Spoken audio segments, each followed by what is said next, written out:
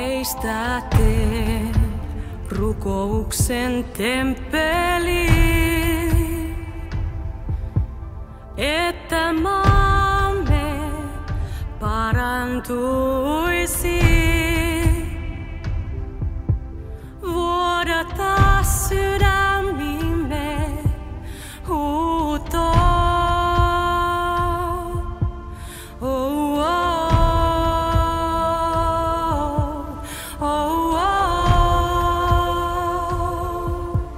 Meistä tee vartioita muurin päälle,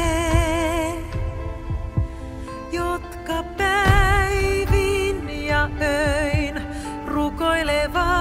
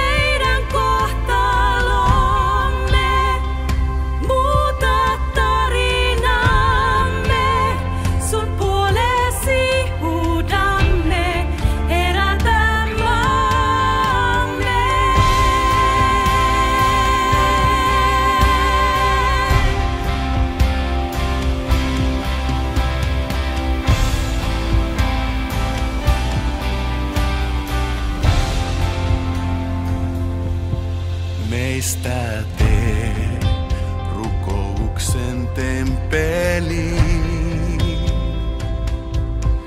että maamme parantuisi. Vuodata sydämimme huutoa.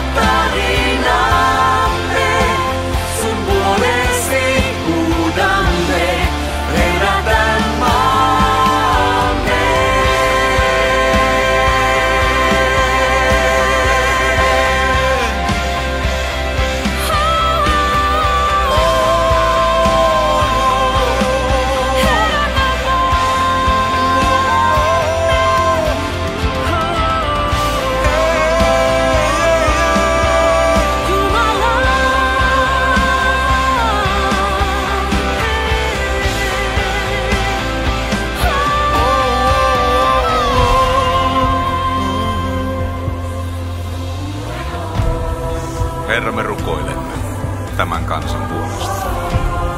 Me rukoilemme, että käännät tämän kansan kohtalon. Me rukoilemme, että vierailisit vielä kerran Suomen yllä. Me rukoilemme, että avaisit virrat, jotka ovat olleet tukittuina vuosikymmenten, kenties satojen ajan. Me rukoilemme, että vuodattaisit henkesi pohjoisesta etelään, idästä länteen. Kiitos Jeesus Suomesta ja kiitos Jeesus kaikista suomalaisista ja lapsista ja aikuisista ja myöskin vauvoista ja vanhuksista. Jeesus, auta heitä uskomaan sinuun ja että kukaan ei enää uskoisi valheisiin, vaan uskoisi totuuteen. Halleluja, halleluja. Kiitos, että se sana, minkä sä olet lähettänyt tälle maalle julistettavaksi, se ei todella tyhjänä pala ja sä täytät sen tehtävän. Kiitos Herra, että sä olet hyvä Isä. Sulla on hyvät lupaukset ja sun lupaukset pitää, Herra. Kiitos Isä sen työn, minkä sä oot aloittanut tässä maassa, Herra. Sä tuut viemään päätökseen, Isä. Me rukoilemme, että sinun valtakuntasi ilmestyisi tavalla, jolla se ei ole aikaisemmin ilmestynyt Suomen maassa. Me rukoilemme, että sinun valtakuntasi saisi kasvaa. Se saisi voimistua, se saisi vahvistua. Me rukoilemme jokaisen seurakunnan puolesta, joka julistaa Jeesuksen Kristuksen nimeä, joka tunnustaa sen nimen ainoana tienä Isän luokse. Isä, yksin sä oot se, kuka voi tehdä rikkinäisen eheäksi uudelleen. Herra, yhdistä perheet, yhdistä se, minkä vihollinen on päässyt hajottamaan tässä maassa. Jeesus kallis, Isä, me huudetaan sun puoleesi. Mä pyydän, Isä, että sä rikot Suomessa yksinäisyyden kahleet. Mä pyydän, että sä rikot Suomessa riippuvuuksien kahleet. Mä pyydän, että sä rikot Suomessa valheet ja sellaiset vääränlaiset perinteet. Mä pyydän, että sä rikot kylmyyden kahleet. Isä, tule ja muuta tää kansa. Murra tän kansan sydän, murra se kivikova sydän sun puoleen.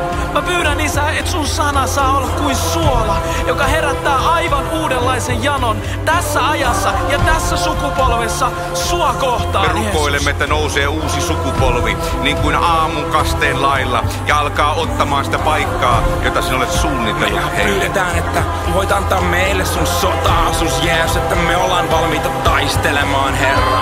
Koska me tarvitaan sua, Jeesus, sä oot meidän johtaja, sä kuljet meidän edellämme, Jeesus.